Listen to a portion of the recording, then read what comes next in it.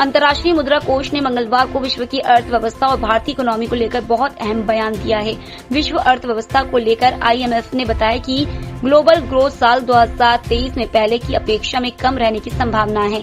IMF के मुताबिक world economy साल 2023 में 2.9% की दर से बढ़ेगी, वहीं साल 2022 में इसका अनुमान 3.4% था। भारत की अर्थव्यवस्था की बात करें तो इस तिमाही में भारत की इकोनॉमी दुनिया की सबसे तेजी से बढ़ने वाली इकोनॉमी होगी। भारत की अर्थव्यवस्था मौजूदा तिमाही में 6.8% की दर से बढ़ रही है, जो अगले वित्त वर्ष की पहली तिमाही में 6.1% रहने की संभावना है। आंध्र प्रदेश की राजधानी में बदलाव हो गया है। मुख्यमंत्री वाईएस जगनमोहन रेड्डी ने मंगलवार को यह ऐलान किया है कि अब विशाखापट्टनम को इस दक्षिण भारतीय राज्य की नई राजधानी के रूप में जाना जाएगा। इसके साथ ही उन्होंने नई राजधानी में ग्लोबल इन्वेस्टर समिट के आयोजन की भी घोषणा की है। सीएम रेड्डी के आधिकारिक ट्विटर हैंडल से पोस्ट वीडियो के अनुसार उन्होंने कहा, मैं आपको विशाखापट्टनम में आमंत्रित करता हूं, जो आने वाले दिनों में हमारी राजधानी बनने जा रही है। मैं भी आने वाले कुछ महीनों में विशाखापट्टनम में शिफ्ट हो रहा हूं।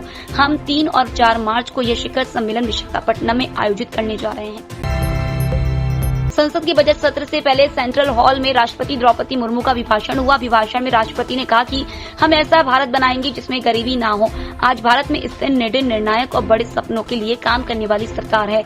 अमृत काल का यह 25 वर्ष का कालखंड स्वतंत्रता की स्वर्णिम शताब्दी का और विकसित भारत के निर्माण का कालखंड है।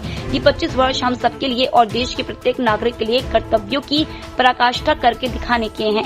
राष्ट्रपति द्रौपदी मुर्मू ने अपने अभिभाषण में कहा कि मेरी सरकार का स्पष्ट मत है कि भ्रष्टाचार लोकतंत्र का और सामाजिक न्याय का सबसे बड़ा दुश्मन है। इसलिए बीते वर्षों से भ्रष्टाचार के विरुद्ध निरंतर लड़ाई चल रही है। हमने सुनिश्चित किया है कि व्यवस्था में ईमानदार का सम्मान होगा। पहले टैक्स रिफंड के लिए लंबा इंतजार करना पड़ता था, आज आईटीआर भरने के कुछ ही दिनों के भीतर रिफंड मिल जाता है।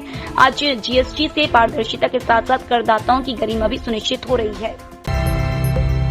गौतम अडानी को लेकर आप सांसद संजय सिंह ने भी हमला कर दिया है। आप सांसद संजय सिंह ने कहा है कि अडानी अचानक दुनिया में 2 नंबर के अमीर बन गए हैं। इस वक्त मैंने कहा था कि 2 नंबरी अमीर बन गए हैं, वो बात आज सही साबित हो रही है। अडानी जो कि पीएम मोदी के मित्र माने जाते हैं, इनको मोदी सरकार ने पोर्ट, एयरपोर्ट, माइनिंग, सीमेंट की फैक्ट्री, बिजली और पानी के ठेके दे दिए, यानी सब कुछ उनके नाम पर नीलाम करते जा रहे हैं। आप सांसद ने अडानी के भ्रष्टाचार के बारे में बताते हुए कहा कि अडानी ने ऐसे देश जहाँ कर छूट होती है, उन सारे देशों से भारत की अपनी कंपनियों का शेयर खरीदा है।